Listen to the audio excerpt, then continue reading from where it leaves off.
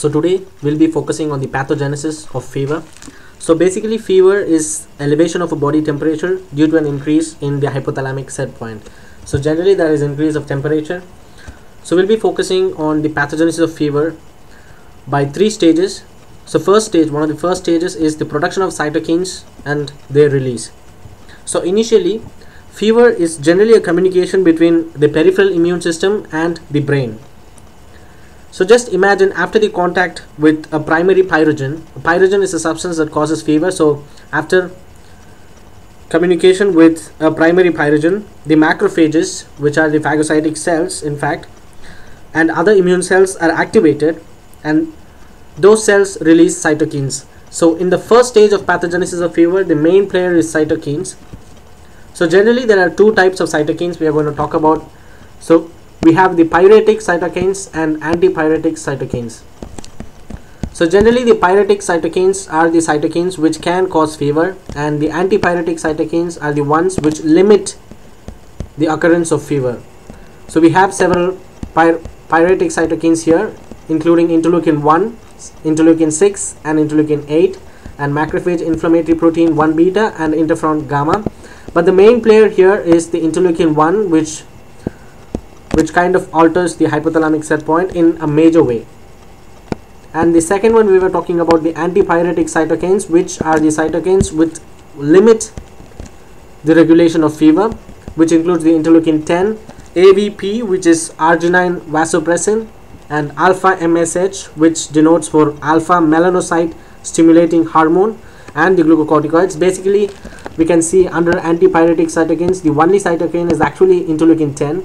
All these AVP, alpha MSH and glucocorticoids are generally not cytokines, but they have antipyretic properties. So I just wanted to make it clear. And the other one is TNF alpha, which is tumor necrosis factor alpha, which acts as both pyretic and antipyretic, depends on the situation. So this is the induction of the cytokines. So generally the cytokines are produced by the macrophages and other immune cells when they contact a primary pyrogen. So this is the basic thing which we're going to see in the first stage of pathogenesis of fever, where there is production of cytokines, and generally the interaction between the level of the interaction between the pyretic and the antipyretic cytokines determine the height and duration of the fever response. So this is the first stage, which includes the production of cytokines.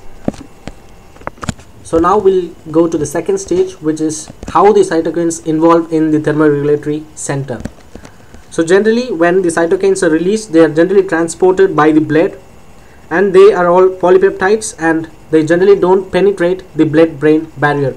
Remember we said that the fever is generally a communication between the peripheral immune system and the brain. So the cytokines are going to interact with a part of the brain which is the thermoregulatory center, which is the hypothalamus. So as we were speaking, the cytokines cannot penetrate the blood-brain barrier, but they act on the organum vasculosum of the lamina terminalis. So basically the lamina terminalis is the supraoptic crest. So we'll go to the picture. So here, so we were speaking about the first stage is the production of the communication with the pyrogens, which would lead to the resetting of the thermostatic set point, which we are going to see, which is the second stage, which is going to happen here. So in the second stage, as we were speaking, that they act on, so the first point here is they act on the organum vasculosum of the lamina terminalis.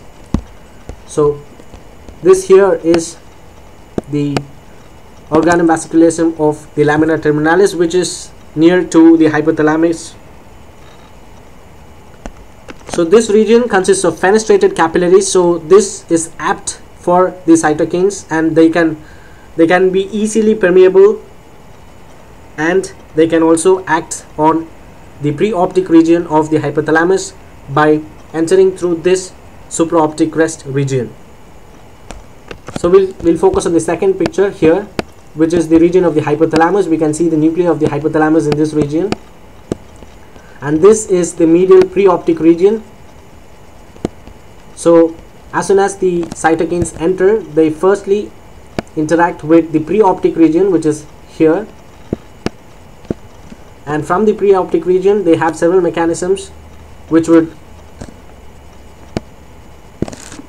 which would transfer the signals ultimately to the posterior hypothalamic region, which would alter the set point of the organism. So I've already done a video on the thermoregulatory center, and I would strictly recommend you guys to go and look at that video so that you can better understand the concept in this particular session. So I'll leave a link in the description so that you can go and look at that video. So basically now the cytokines can act on the brain region, which is the hypothalamic region, which acts as the main thermoregulatory center. And in this region, the cytokines target the preoptic region and try to alter the set point. And the main player here is the interleukin 1, which acts as a calcium dependent thermostimulator. So what they actually do is they activate the phospholipases, and the phospholipases induce the production of prostaglandin E. Actually, they induce the production of prostaglandins, but the main prostaglandin which plays an important role in production of fever is the prostaglandin E, which is PGE2. So we'll go to the writings here. So we can see that they act on the preoptic region and try to alter the set point by activating the phospholipases, that is production of PGE2, that is prostaglandins E2. And this is also making sense because the main anti-inflammatory and medication, which is aspirin, is involved in inhibiting the production of prostaglandins. They inhibit the production of prostaglandins, which causes fever. So that is how the aspirin works.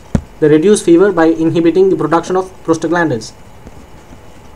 And the mechanism by which they alter the temperature is, so generally the prostaglandins PGE2 increases the neuronal cyclic adenosine monophosphate, which helps in increasing the set point of the organism. So there's a whole lot of thing going on after this, that is action of the thermoregulatory sensors. So we have external and internal sensors, which I've spoken in my previous video, which is about the thermoregulatory centers. So that I would again recommend you, so that you can get a better understanding on this topic, if you could just look at that topic too. So there is detection of the temperature of the blood and alteration of the set point. But generally in production of fever, the temperature would be less. So the body tries to increase the temperature. So there are several responses which we can see here by vasoconstriction, shivering, and piloerection, and increased metabolism.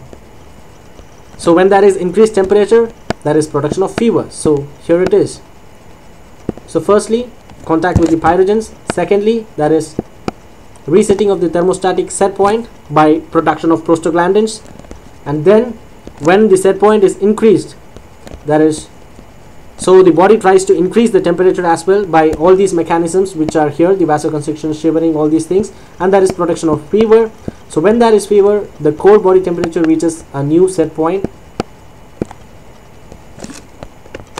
and after that the body tries to decrease the temperature, which is the aftermath of fever. So we are just focusing on the pathogenesis of fever. So this is about the production of fever, and there is another important step, which is the third stage of pathogenesis of fever. So this is actually the third stage, where there is initiation of the effector mechanism, and that leads to temperature rise.